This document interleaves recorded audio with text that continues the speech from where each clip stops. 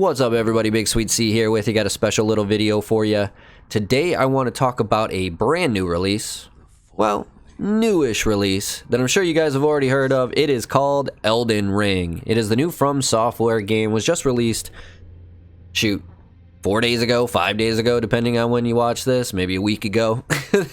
But I kind of wanted to give my initial thoughts on it. You guys, anybody who's followed me for a while knows that I'm a huge From Software fan. Love the Dark Souls games, love Sekiro, love Bloodborne, and I love Demon Souls. I didn't play any of the Armored Core games, but I'm sure I would probably enjoy those as well. But this is their new one, their big adventure with George R.R. Martin as the principal story writer. This game is a lot of fun, and I know you're probably expecting me to say that, but there were actually a few things that kind of made me a little skeptical on the game at first.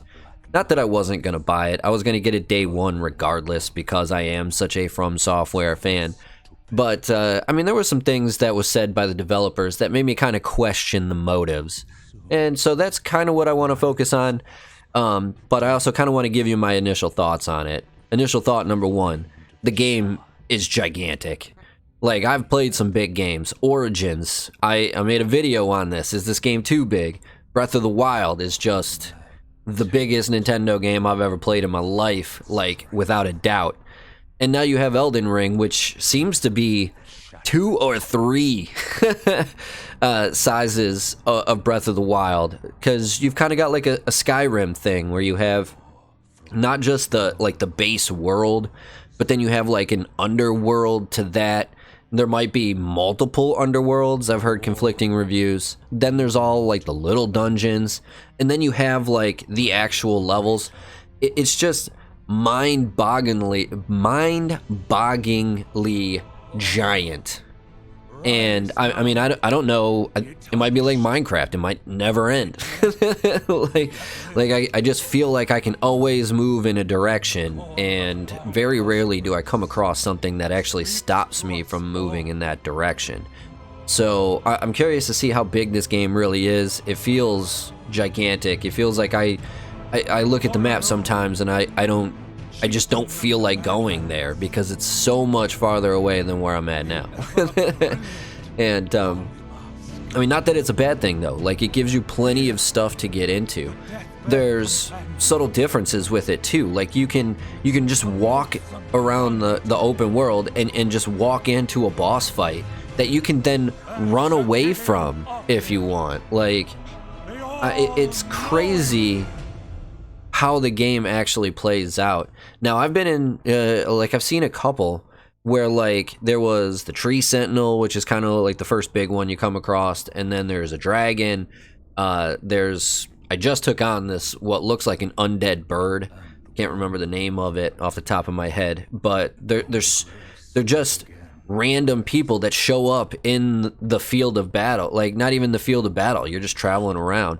And so that's totally different. Whereas, like, this is the first open world Dark Souls game, and I'm not used to it.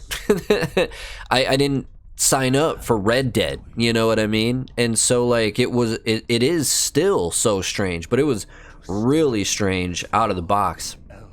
Whereas, like, all the other From Software games that I've played are pretty linear forward. There's really not a whole lot of adventure. Sure, there's a couple of different ways you can go in each one, but, like, the pathway itself is very narrow. And so you get to choose where you go, but there's no crossover. Once you choose one or the other option, that's about it, you know? Like, you just kind of follow the path. Whereas this one, like, you can be following one path, and then it takes you to another path, but, like, it's not the same path. It's a different, like, it's just really different in terms of how the world plays out. And I actually really appreciate it, to be honest with you. It was a fresh breath of air for something that I wasn't really prepared for. Now, in the end, I don't know if it's going to be one of those things where I kind of like it, I kind of don't. I'm not sure which way I'm going to feel on this because I like the directional aspect of a Dark Souls game. It doesn't feel like you're really, I mean, you can speed run any game, I guess. But this doesn't really feel like a speed run game to me. Where Dark Souls, you can get it done in like 20 minutes if you know what you're doing. You know, like Sekiro, I finally completed my first ever speed run, and it's not really a speed run. 3 hours is not that fast. But like I finally did my own speed run of the short ending of Sekiro, you know, the Ashura ending. And so that kind of like speedrunning aspect of the games have always been a big part of these types of games to me. Now, when I get done and finished, I can take a look at the map because it does show you some, like a pathway to go, a couple of different pathways to go. But, you know, so maybe if I ever wanted to try to speedrun, I could just beeline through the story. But it's also one of those games where, like, I've been to areas that I'm clearly not leveled enough to get to. Clearly. It's made it generally tough for me to progress into those areas. And that might be one reason to, you know, stop the speed running crowd. I don't know. I'm kind of going off on a tangent. But needless to say, the gameplay itself, the open worldness, and just how massive it is was easily the first thing that I noticed. The other big thing that I kind of caught my attention in the hype up to the release was I believe it was the director, and Miyazaki, I believe is the guy who said it. He had mentioned that they were gonna do something to the effect that would take away the challenge, and everybody immediately took that to believe, oh, they're gonna have an easy mode on it. That was clearly not the case. Whatever the Western translation of that statement was completely wrong. The game's definitely got a ton of challenge, and like a lot of the early backlash are people that weren't really Dark Souls fans to begin with that bought this game because they thought it had an easy mode. And so they're like, oh, I can be hip, cool, I can jump on Twitch and play with everybody else, it's gonna be easy, they got an easy mode. And then they get into the game, and there's only one difficulty, and it's just as difficult as any of the other Dark Souls games. And people are like, what, man, this is bullshit, this is unnecessarily tough for no reason. I've said that before. I know what they're going through. They just don't know how to play the game. If they gave it half a chance, they might like it. Who knows? But they're not going to. They've already said that they're going to give up, and that's, you know, that's oh well. Shame on them. No big deal. I don't want them dickheads invading me anyway. I always get crapped on by the worst players because I'm expecting somebody who knows what they're doing, and if they don't, it just throws me off, and oh, Lord have mercy. So, good riddance to bad rubbish. You know what I say? They can go away. But having said that, like I kind of interpret what he meant now as it's not gonna feel as punishing as a previous From Software game, and that, my friends, is 100% true. Like I don't feel like I've lost as much when I die in this one than I did in the other. And the fact is, it's probably because of the scope and size of the game. I feel like I'm just going to be playing forever. You know? Like I'm never going to make it to the end of this game. And so, like, I don't get a feeling that I won't be able to level up or anything like that. Now, eventually I'm going to run out of bosses to fight, but I mean, I can still go around and just fight people or, you know, help friends get through bosses and stuff like that. It's traveling just like Dark Souls 3, and I guess to an extent like the Demon Souls remaster. But I mean, as soon as you find they're called Lost Grace, they're not bonfires, but as soon as you find a Lost Grace, you can fast travel to it. Now the cool thing is on the map you can actually just fast travel at any given time. It's a lot better in a lot of ways. There is no homeward bone anymore. There is no I can't remember what they call it in Sekiro, but there is no homeward bone in the game anymore. You just fast travel, which makes it a lot simpler. The way you be able to, the way you're able to summon people has also been redone. So now you can craft things now. You know, we've made this into like almost like a Skyrim type of game, and it's only added to the benefit of enjoyment, in my opinion, because you're not sitting there trying to invade people or stuck in a situation where you don't have any humanity, and so you can't beat this boss because you can't summon your friend and all this stuff. No more of that. You just go around and you collect this stuff, and you can craft the things you need, which I think is fantastic. I think looking on it now, I'm actually kind of surprised that it hasn't been in a Dark Souls game before. You know, like I feel like this should have been a mod like years ago for Dark Souls 3, at the very least, Dark Souls Remastered. But you can like make stuff to, you know, inflame your weapon, or you know, put magic or faith on your weapon and stuff like that, and you create it now by just picking up materials from the world. That's such a fantastic idea.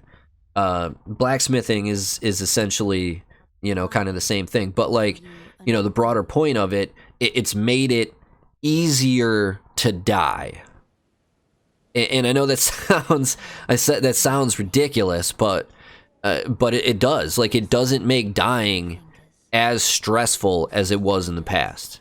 You know, like one of the reasons that I would get so frustrated is because you would get all the way to the boss, and like there wouldn't be a shortcut back to the boss, or, you know, like eventually that's a lot of that stuff was kind of wiped out by the end of Dark Souls 3. But like you put in a lot of work to get to these places, and then when you die, you know you have to do all of that over again. And sometimes, even when it's not like a boss fight, when it's just the level and you get run up on by a group of people, now you're in the middle of this like fucking shit show, and you got to get your souls back.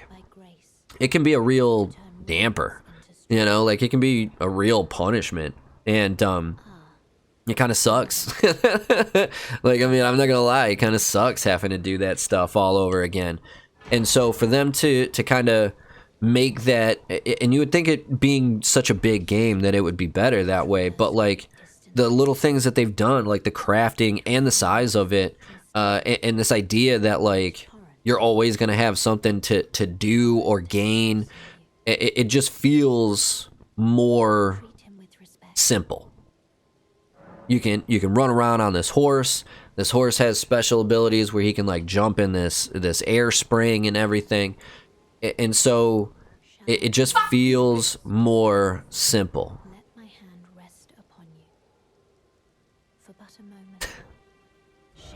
It just feels more simple. Sorry, you guys might have heard my wife in the background. No big deal.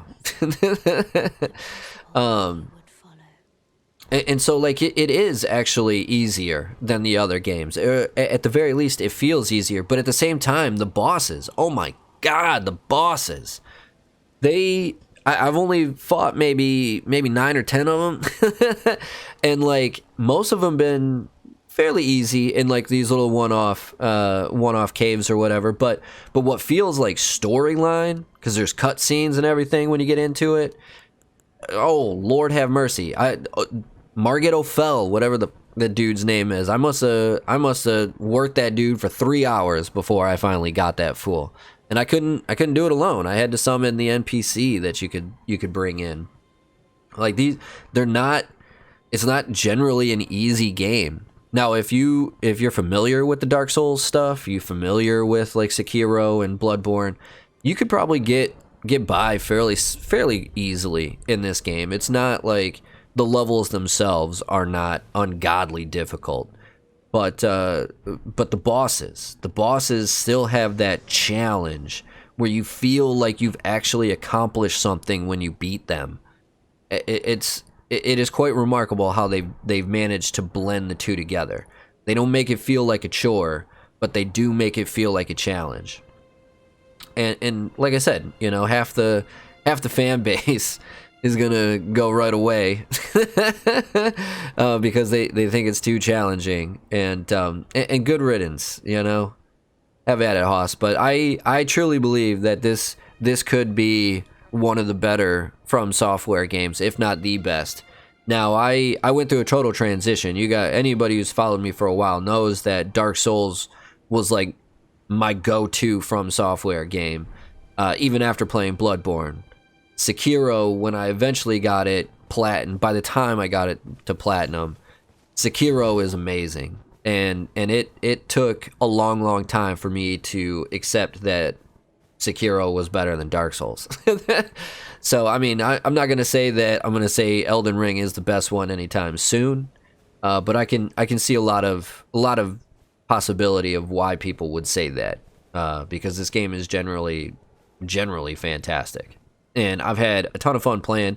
At first, it was kind of an issue because I couldn't get online to actually summon and play with my brother and my friends and stuff. They've seemed to figure that all out. Haven't had an issue in the last few days, maybe 2-3 days after I picked up the game. I know a lot of the PC players have been complaining about frame rate drops and everything. Go f yourself, man. PC whiners, like literally PC gamers, and this is why I'm not a PC gamer. And I'm not gonna lie, might not be the whole reason, but it's definitely part of the reason. PC players are the biggest fucking whining bitches on God's great gaming earth. They complain about everything, man. Like, you have a way of making your system better than everybody else's system, and it's still not good enough. Go yourself, man. You know, like, here we are on console. I've had 0 problems with it on Xbox Series X. Playing with my brother, who's got the worst internet connection in the entire world. I fully, heartily believe that he's got one of, if not the worst internet connections in the world. And we've had no problems after a couple of days. So, hang in there, you know, PC gamers. You'll be fine. But I was not expecting this to be like a 20-minute video, and it looks like it might get there. So I'm gonna kind of wrap that one up. I did want to talk about the two things: the size of the world, and specifically the difficulty.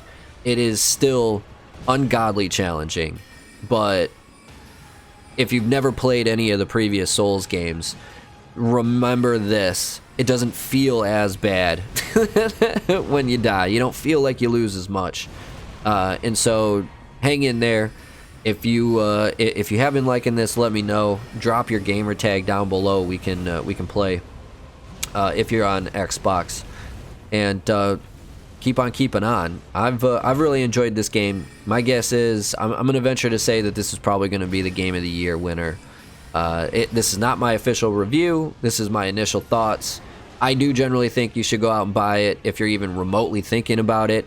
This has been the one game that actually feels like a next generation game, and so if you've got a PS5 or an Xbox, you should nab this bad boy because it is phenomenal.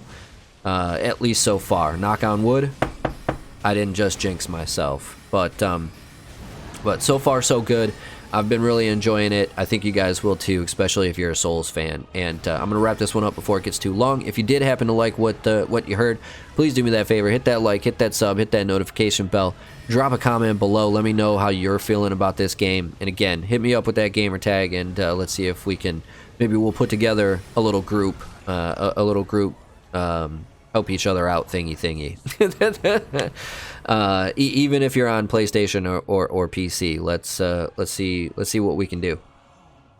You can also follow me over on Twitter, Instagram, and Twitch at BigSweetC. So do me that favor and keep on keeping on. Either way, that's gonna do it for this one. BigSweetC, that's me. Wishing you, YouTube, that's you. Wonderful day, night, morning, afternoon, evening, whatever time of day it might be. As long as you're watching, I'm wishing you a wonderful watching time. Sweetness, signing off. Peace.